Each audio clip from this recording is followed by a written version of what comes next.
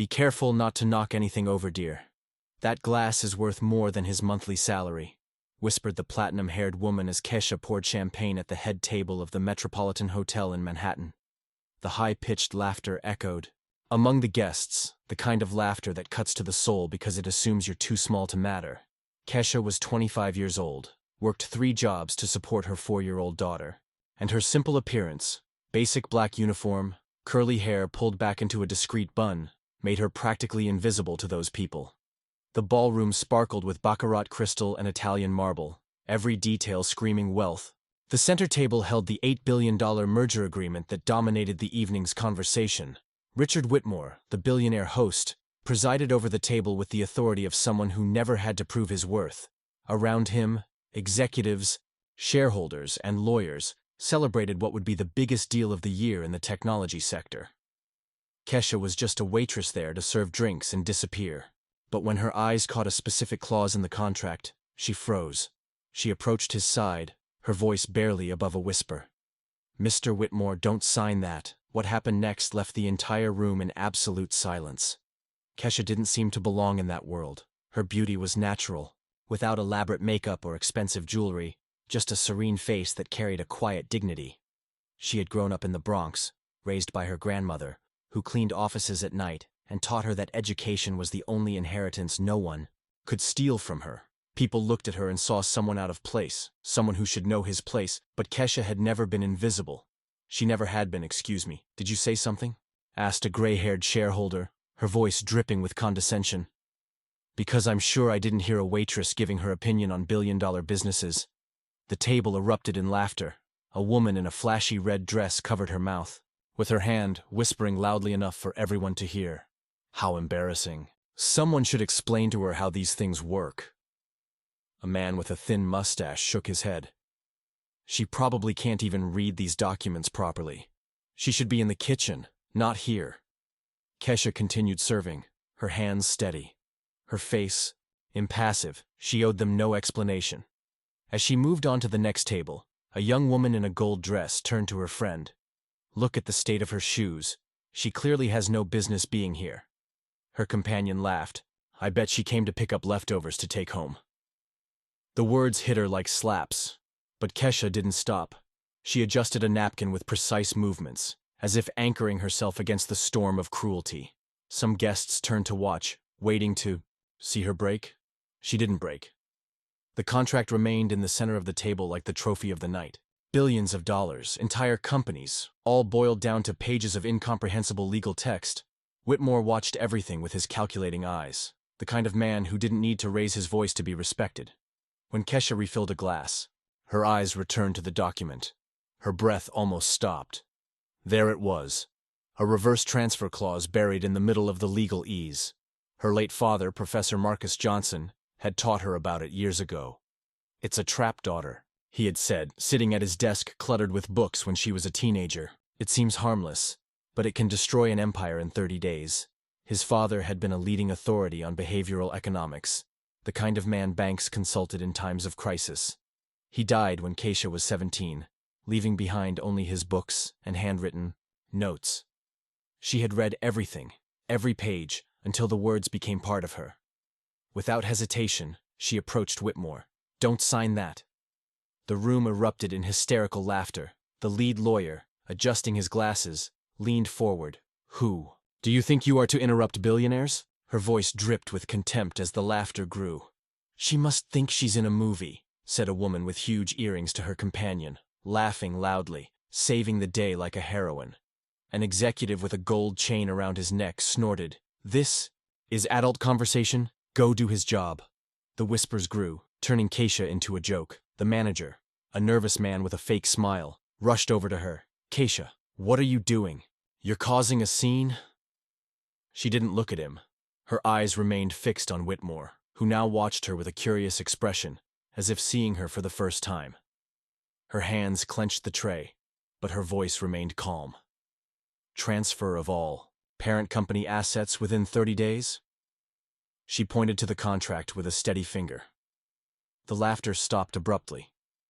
There in front of all the contemptuous stares, she stood firm like someone guarding a secret too powerful to be revealed before. The right time, if this story of prejudice touched him. Subscribe to the channel to find out how a moment of humiliation would turn into a lesson that this elite would never forget. A shareholder with gold-rimmed glasses quickly flipped through the pages, her forehead wrinkling as she read. Her fingers stopped abruptly on the line Kesha had pointed to. "My God," she muttered, her voice almost inaudible. "What is it?" asked Whitmore, leaning forward. She's right," stammered the shareholder, her face draining of color. "Complete transfer of assets within 30 days of signing. That would leave us with nothing." The silence that followed was deafening, but it lasted only seconds before the room exploded in furious denial. "Impossible!" shouted the lead lawyer, snatching the document from the shareholder's hands. "A waitress can't understand contracts that took me weeks to review."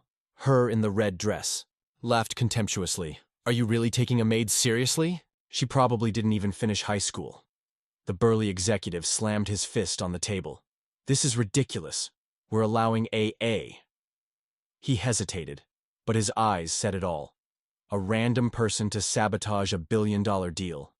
Kesha remained motionless, but inside she felt every word like a stab. It wasn't the first time she had faced this, from her childhood in the Bronx, when teachers assumed she couldn't keep up with advanced classes, to jobs where she was consistently underestimated. Her grandmother Dorothy always said, "Honey, let them think you're small. When they show you who they really are, you'll be 10 steps ahead." The hotel manager appeared at her side, whispering urgently, "Kesha, you need to stop this. You're going to lose your job, and you could even be sued for interfering with guest relations." She nodded silently but didn't move. Her eyes remained fixed on the contract as memories flooded her mind. She was 14 when her father had come home, frustrated after discovering that a family had lost everything because they didn't understand a similar clause. "People are being cheated every day by these contracts, Kesha," he had said, opening his books on the kitchen table. "They use complicated words to hide the traps. That's why you need to learn to read between the lines." For years, even after he died in a car accident when she was 17, Kesha continued to study her notes. She worked during the day as a cleaning lady in offices, but at night she devoured books on economics, business law, anything she could find at the public library. When she became pregnant at 21, many thought she would give up her studies. Instead, she studied while her daughter slept, memorizing complex concepts between midnight feedings. "Miss," said a man in a pinstriped suit, his voice dripping with condescension, "I admire your initiative, but this is a job for qualified professionals. Perhaps you should go back to your job." The platinum-haired woman nodded to a colleague. "See? That's exactly why I always say certain people should know his place. Imagine if everyone started giving their opinion on serious business matters." "It's embarrassing," whispered another executive. "Imagine if this leaked to the press. Billionaires halt merger because Waitress had an opinion. It would be humiliating." Kesha felt something burn in her chest. Not exactly anger, but an iron determination that came from years of being underestimated. She remembered the time a client treated her like she was invisible while discussing investment strategies she knew were completely wrong. Or when a lawyer talked about her as if she weren't there, assuming she wouldn't understand basic legal terms. Every insult, every look of disdain, every time someone treated her as less capable because of her appearance or social status had fueled a flame inside her. Her 4-year-old daughter, Brooklyn, would be raised in a different world, a world where a black girl from the suburbs could speak up and be heard. "Listen," Whitmore finally said, his voice cutting through the hubbub. "Regardless of who noticed. At first, we need to understand if there really is something problematic with this contract." The opposing lawyer, a thin man with a thin mustache, forced a laugh.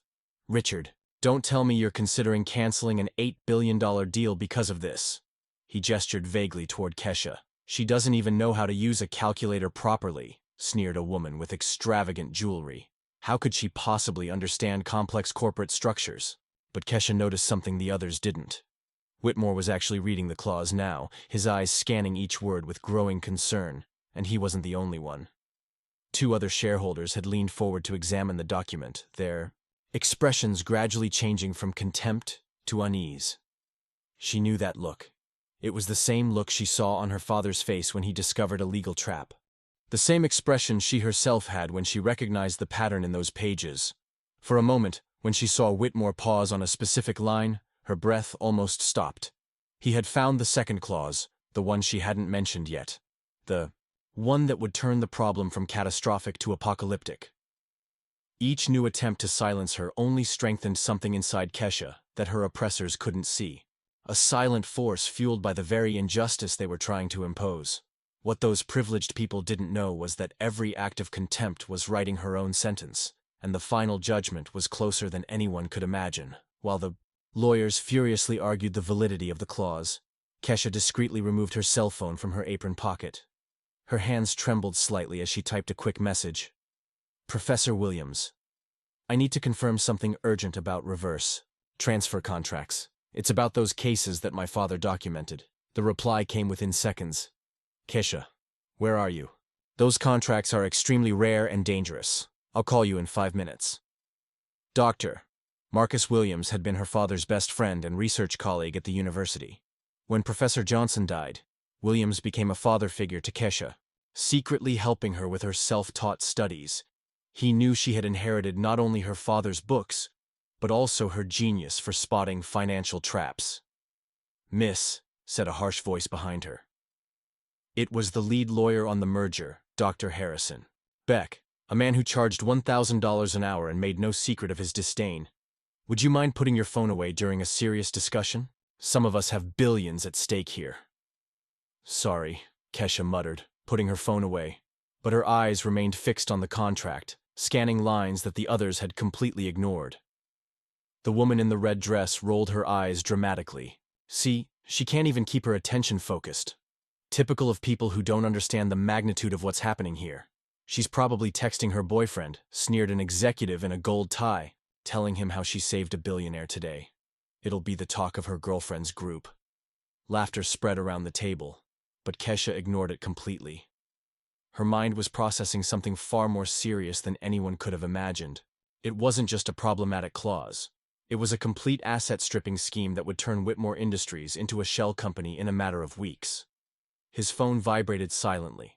Williams had sent her 3 academic articles about similar cases that had destroyed billion-dollar companies in the previous decade. They all followed the same pattern she was seeing on those pages. Mr. Whitmore, she said, interrupting a heated discussion among the lawyers. Can I speak with you privately for a moment? The silence was instant and awkward. This has gone way beyond the pale. Doctor, Beck exploded, his face red with indignation, a waitress interrupting executive meetings. This is unacceptable. A woman wearing extravagant jewelry leaned toward her. Friend? She must be feeling important after getting one thing right by accident. Now she thinks she's a financial consultant. Pathetic, muttered another man. She probably can't even calculate a simple percentage and wants to give advice on billion-dollar mergers. But Whitmore raised his hand, silencing the room. 2 minutes, he said, gesturing for Kesha to approach him. She walked over to him, feeling all eyes burning into her back. When she leaned in to whisper, her voice was low but firm.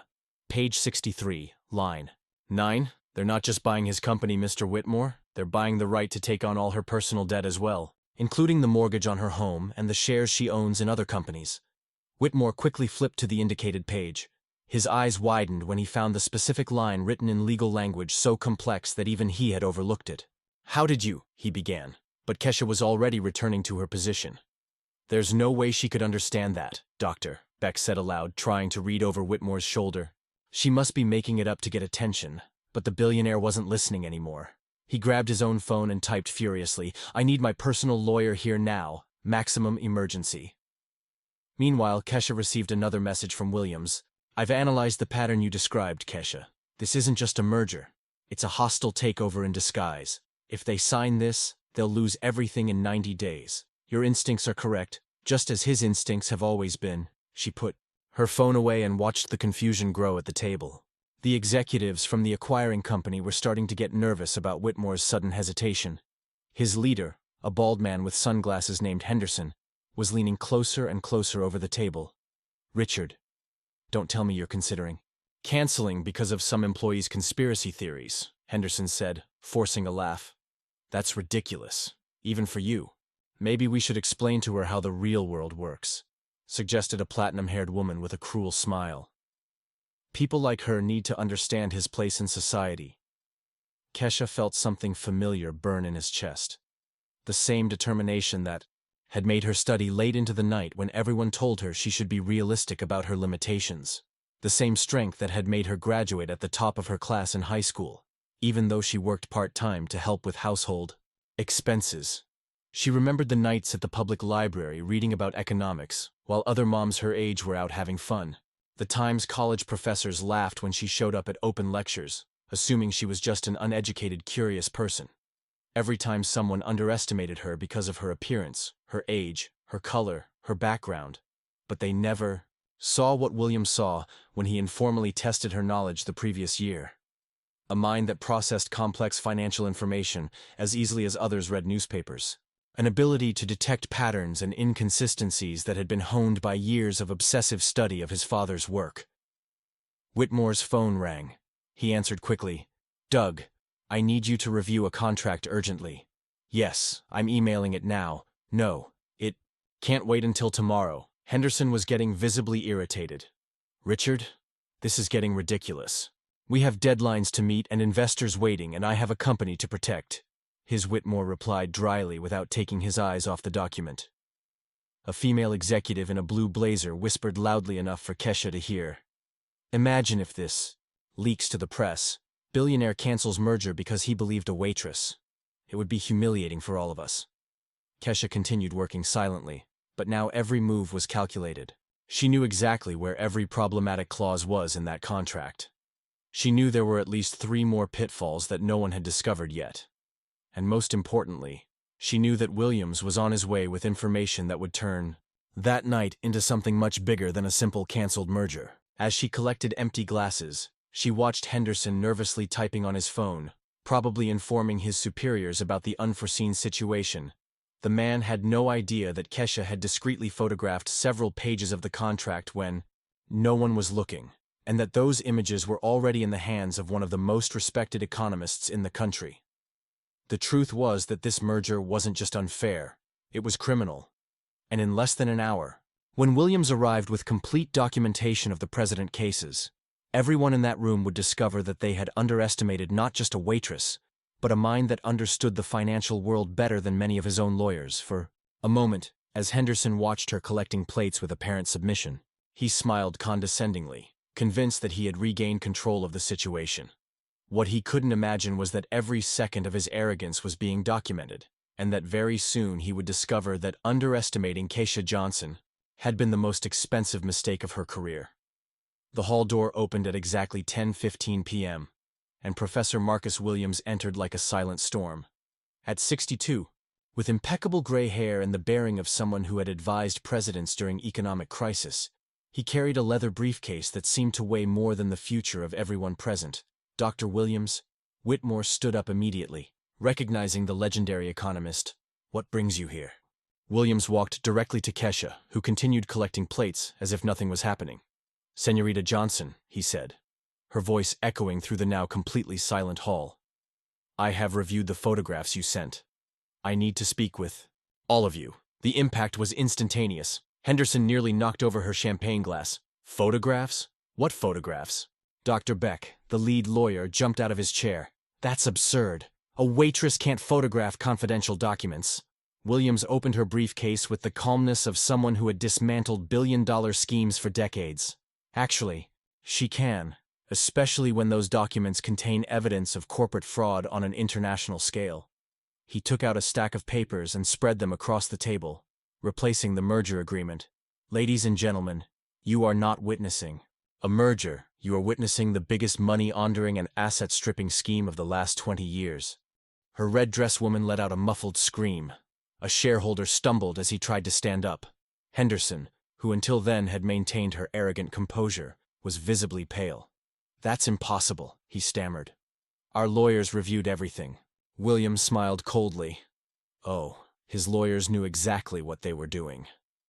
"The question is whether you knew, Mr. Henderson." Kesha finally stopped working and approached the table. Her voice, now clear and firm, cut through the air like a knife. "He knew, everyone knew. Your company hasn't existed for 3 years. It's just a front for moving dirty money from international cartels."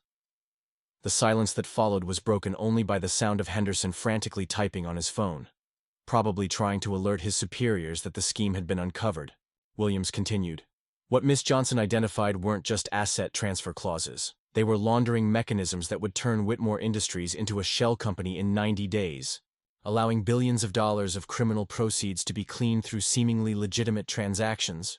Whitmore, now completely sober, stared at Henderson. You came to me. You said it was a once-in-a-lifetime opportunity. You insisted on urgency. Because it was urgent, said Kesha, her voice laden with an authority no one expected. The FBI has been investigating the network for 18 months. They needed to shut down this scheme before federal authorities caught up with them. Doctor, Beck tried one last desperate gambit. You can't prove any of this. It's speculation. Williams pulled a tablet from her briefcase and connected it to the room's projector. The screen lit up with dozens of bank transfers, Department of Justice documents, and FBI surveillance photographs. I can prove everything, he said calmly, including the conversations Mr. Henderson had with representatives of the Mahdi cartel last week, discussing exactly how to use the merger to launder $400 million. Henderson stood up abruptly, knocking over her chair. This is a setup. You can't frame me like this, actually, said Kesha, taking his phone out of his pocket. We can. She tapped the screen, and a recording began to play crystal clear. Henderson's voice 2 hours earlier in the hotel bathroom, talking on the phone in Spanish about finishing the operation today and transferring everything before the feds find out. The room erupted in panic. Executives began to stand up, some trying to leave discreetly. The platinum-haired woman was in tears, realizing that his name was connected to all of this. Dr. Beck desperately tried to gather documents, as if he could erase the evidence. How did you know? Asked Whitmore, looking at Kesha with a mixture of admiration and disbelief. Kesha smiled for the first time that night. My father didn't just teach her about contract clauses. Mr. Whitmore, he taught her to recognize when powerful people try to use her position to destroy others, and she spent the last 5 years studying every money-laundering case the FBI has made public. Williams nodded proudly. Professor Johnson would be extremely proud. Her daughter hasn't just memorized his teachings, she's evolved them. Henderson made one last desperate attempt to leave the room, but the door opened before he could reach it. 3 federal agents entered, their badges already in hand. Mr. Henderson, said the lead agent, you're under arrest for conspiracy, money laundering, and racketeering. As the handcuffs clicked around Henderson's wrists, he looked at Kesha with pure hatred. You have no idea what you've just done. Some very dangerous people are going to want to talk to her. Kesha didn't look away. Actually, I know exactly what I did.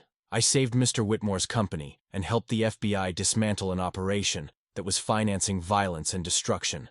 And as for the dangerous people, she's being arrested in 6 different countries right now.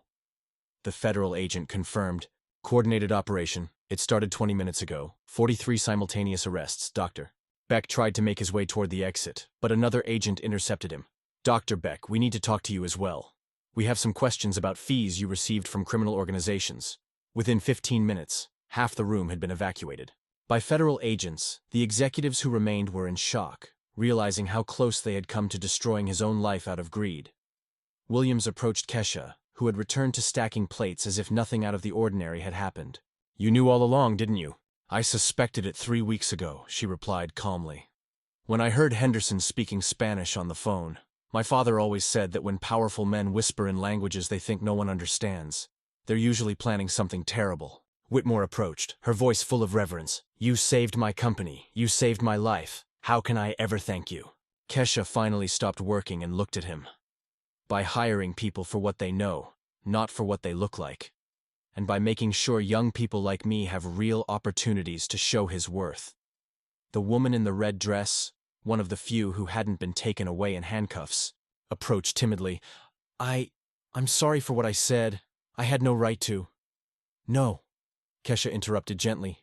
You didn't. But now you know that appearances can be deceiving and that underestimating people can be the most costly mistake of his life, Williams put away his documents, smiling. Professor Johnson always said that the best revenge against prejudice is quiet competence. Today you proved he was right. When the room finally emptied, leaving only Whitmore, Williams, and a few hotel employees, Kesha picked up her purse and headed for the exit. But something in his discreet smile suggested that the evening had gone exactly as she had planned. What no one imagined was that this simple waitress had spent the last 3 years working secretly as an FBI informant, using her social invisibility as the most powerful weapon against corporate corruption, and that Henderson had been only the first on a much longer list of criminals who had fatally underestimated the black woman serving his drinks. Months later, Kesha Johnson walked through the mirrored hallways of Whitmore Industries as Director of Compliance, earning more in a month than she had in a year waiting tables. Her daughter, Brooklyn, now attended a private school where no one judged her for where she came from. Henderson was serving a 15-year sentence for money laundering. Dr. Beck lost her law license and worked as an insurance salesman. The woman in the red dress had moved to another city after losing all her social contracts. Ms. Johnson called a young black intern, showing her a report. "I found some irregularities in the Thompson Corporation audit." Kesha smiled. She had created an exclusive trainee program for young people from the suburbs, teaching them how to detect corporate fraud. 23 cases solved in 6 months. Williams visited her every month, proud. His father would be thrilled to see you turning injustice into opportunity. In her office overlooking Manhattan, she kept a photo of her father in her drawer, along with a thank you letter from the FBI for the biggest anti-money laundering operation of the decade. The waitress everyone underestimated had become the biggest nightmare of white-collar criminals. Her story proved that true revenge is not destroying those who humiliate you. It's building something bigger than they could ever imagine. Have you ever been underestimated because of her appearance or background? Share his story in the comments and subscribe to the channel.